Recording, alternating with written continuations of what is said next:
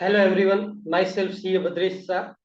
आज जो union budget propose किया गया है फॉर 2023, जिसके बारे में काफ़ी लोगों को बहुत कंफ्यूजन है। ओल्ड टैक्स क्या है, ओल्ड टैक्स रिजिम क्या है, न्यू टैक्स रिजिम क्या है, इनकम टैक्स में नया स्लैब 7 लाख रुपीज़ का हुआ या नहीं, या 7 लाख रुपया तक इनकम रहेगा तो टैक्स भरने को आएगा कि नहीं।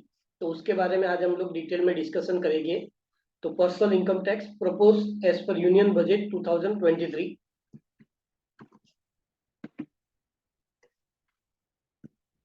जो नया पहले बिफोर 2020 सिर्फ एक ही टैक्स रेट था।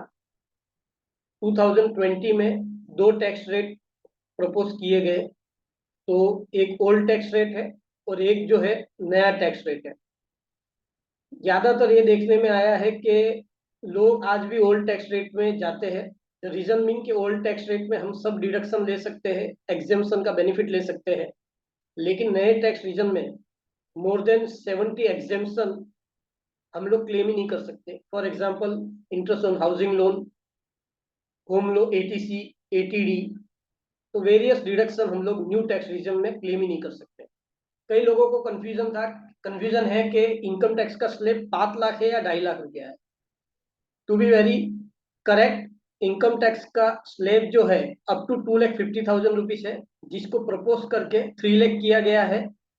यहाँ पे एक चीज जानने की है कि जो भी बेनिफिट ये बजट में दिया गया है वो केवल न्यू टैक्स रिजीम के लिए दिया गया है। यानी अगर आप ओल्ड टैक्स रिजीम को कंटिन्यू करते हो तो बेनिफिट नहीं है ये बजट में। If you are going for new tax regime तो ही आपको बेनिफिट मिलेंगे। तो जो अप टू 2,50,000 का जो टैक्स बेनिफिट है वो ओल्ड रिजीम में रहेगा। अगर आप न्यू रिजीम में जाते हो तो benefit will be 3 lakh rupees. लोग कहते हैं कि 5 लाख रुपया तक हमको कोई टैक्स भरने को नहीं आएगा।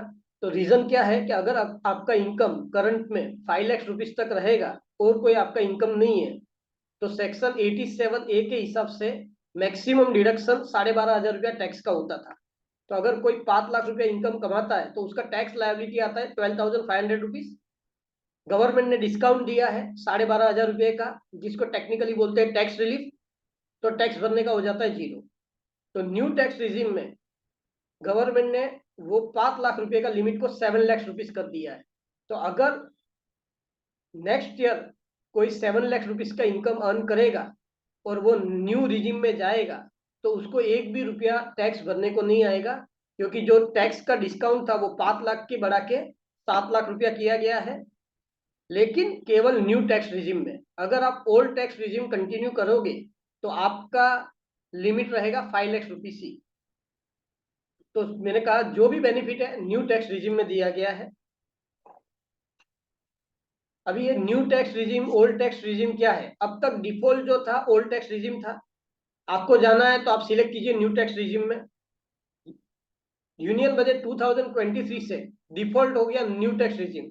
मतलब आप सब न्यू टैक्स रिजीम में ही जाओगे, अनलेस एंड अनटिल अगर आप बोलोगे नहीं मेरे को ओल्ड टैक्स रिजीम में जाना है। तो यहाँ पे दो डिफरेंट चीज है। जिसकी बिजनेस इनकम है वो केवल एक ही बार स्विच कर सकता है। तो अगर कोई बिजनेस इनकम अर्न करता है तो वो हर साल चेंज नहीं कर सकता। जो सैलरी क्लास को फैसिलिटी है, अगर सैलरी क्लास वाला है वो बोलेगा मेरा ओल्ड टैक्स में टैक्स आ रहा है 25,000, न्यू टैक्स रिजीम में टैक्स आ रहा है 20,000, तो भाई मैं न्यू टैक्स में जाऊंगा। 2 साल के बाद वो चेक करेगा, अरे यार न्यू में ज्यादा भरने को आ रहा है, ओल्ड में कम आ रहा है, तो मैं ओल्ड में जाऊंगा। ये फैसिलिटी केवल सैलराइड क्लास एम्प्लॉय के लिए ही है। जो सैलराइड असेसी है वो हर साल चेंज कर सकता है कि उसको ओल्ड में जाना कि न्यू में जाना, न्यू में जाना कि ओल्ड में जाना। लेकिन अगर आपकी बिजनेस इनकम है तो आप ये फैसिलिटी हर बार स्विच ओवर नहीं कर सकते। वो केवल ओल्ड रिजिम में वापस जाना चाहे तो जैसे बताया, in case of individual has a business income they can not choose tax regime as per their convenience every year. वो सैलराइड क्लास कर सकता है, बिजनेस वाला नहीं कर सकता है। तो बिजनेस वाला क्या कर सकता है? If they opt for new tax regime they can switch back to old tax regime only once in a lifetime. मतलब सैलराइड वाला हर साल डिसाइड करेगा कि न्यू में जाओ या ओल्ड में जाओ। लेकिन सैलर बिजनेस क्लास वाला अगर वो गलती से न्यू में चला गया और उसको ऐसा लगेगा नहीं यार न्यू में तो मैं फंस गया हूँ, मेरे को ओल्ड में जाना है, तो वो केवल एक ही बार स्विच ओवर कर सकता है। तो वो फैसिलिटी उसको एक ही बार दी गई है। तो बिजनेस क्लास वाले को बहुत ही सोच के जाना पड़ेगा कि भाई मैं ओल्ड में रहूं या न्यू में रहूं, क्योंकि न्यू में आ जाएगा तो उसको कोई भी एग्जेम्पशन जो है, डिडक्शन जो है वो नहीं मिलेगा। बिकॉज 70 से ज्यादा डिडक्शन और एग्जेम्पशन फर्गो करना पड़ेगा। जैसे मैंने बताया होम लोन का इंटरेस्ट है 80C है 80D है। यहाँ पे गवर्नमेंट ने सरचार्ज भी है, न्यू टैक्स रिजीम में अगर कोई जाता है तो जो सरचार्ज 37% था, हाईएस्ट में हाईएस्ट सरचार्ज, जिसको रिड्यूस करके गवर्नमेंट ने 25% कर दिया है। तो गवर्नमेंट ने ये बार सब बेनिफिट न्यू टैक्स रिजीम को ही दिया हुआ है। यहाँ पे इनकम टैक्स का सॉरी स्लैब रेट्स है। तो लोग पहले दो ही था, ओल्ड या न्यू। सबसे पहला तो ओल्ड ही था, एक ही रेट था। तो कंपैरिजन सिर्फ अपना एक्सिस्टिंग रेट और नया रेट। अभी क्या हो गया, अभी ओल्ड रेट भी है, न्यू रेट भी है, और गवर्नमेंट ने प्रपोज किया। तो ओल्ड रेट क्या है, 2.5 लाख रुपया तक कमाएगा तो कुछ नहीं भरना है।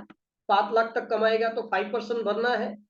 5 लाख से 10 लाख के बीच में है तो 20%, और 10 लाख से ऊपर है तो 30%। ये ओल्ड टैक्स रिजीम था। अगर आप केवल 5 लाख कमाते हो तो टैक्स भरने का 0 है, लेकिन अगर आप 5 लाख से ऊपर कमाते हो तो ये ओल्ड टैक्स का रेट आपको लगेगा। न्यू टैक्स रिजीम क्या था एज ऑफ नाउ, एक्सिस्टिंग में उसमें काफी सारे ब्रेकअप थे। 2.5 लाख तक तो टैक्स लगता ही नहीं है। 2.5 से 5, 5 से 7.5, 7.5 से 10, 10 से 12.5, 12.5 से 15, 15 के अबो। तो काफी कंफ्यूजिंग था। तो गवर्नमेंट ने इसके लिए वो स्लैब को थोड़ा कम कर दिया है। तो अभी जो न्यू टैक्स रिजीम है वो कैसा हो गया कि 2.5 लाख की जगह पे 3 लाख में टैक्स नहीं भरना है। ओल्ड वाले को तो 2.5 लाख ही रहेगा, नए वाले को 3 लाख तक टैक्स नहीं भरना है। 3 से 6 5%, 6 से 9 10%, 9 से 12 15%, 12 से 15 20%, और 15 के अबो 30%।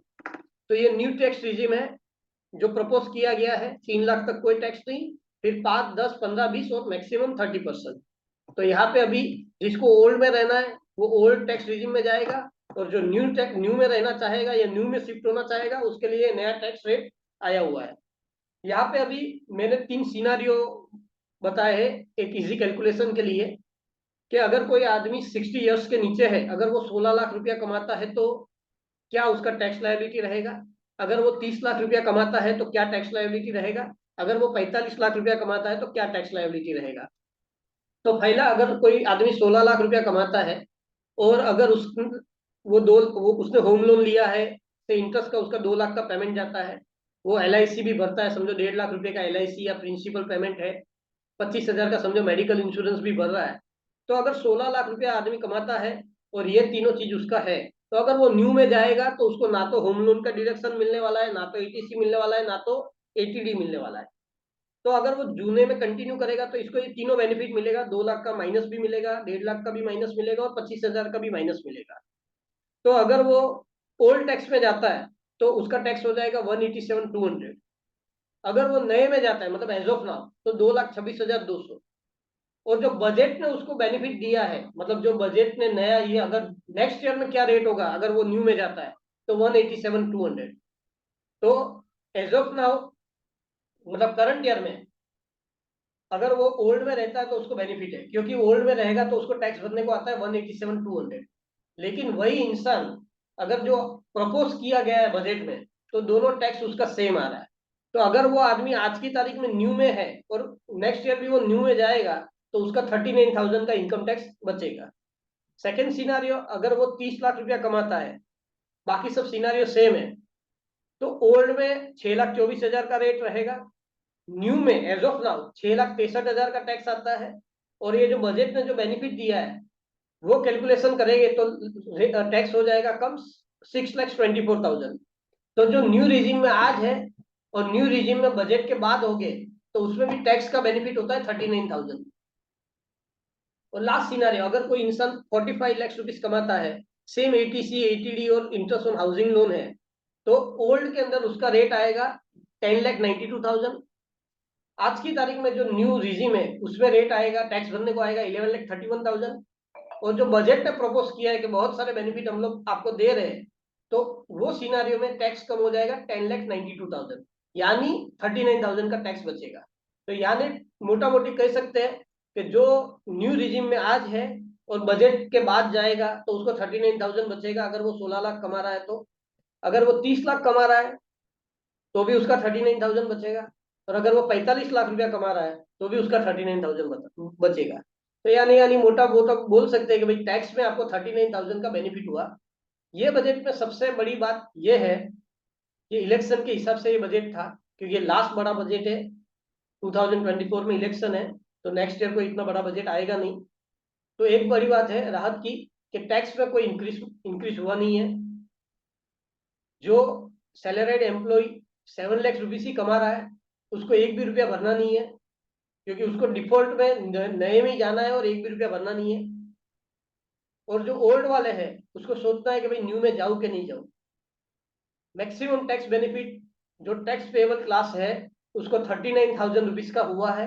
अगर 16 लाख भी कमाता है तो भी 39 बचेगा, 30 कमाएगा तो भी 39,000 बचेगा, और अगर 45 लाख भी कमा रहा है तो भी 39,000 ही बचेगा इनकम टैक्स।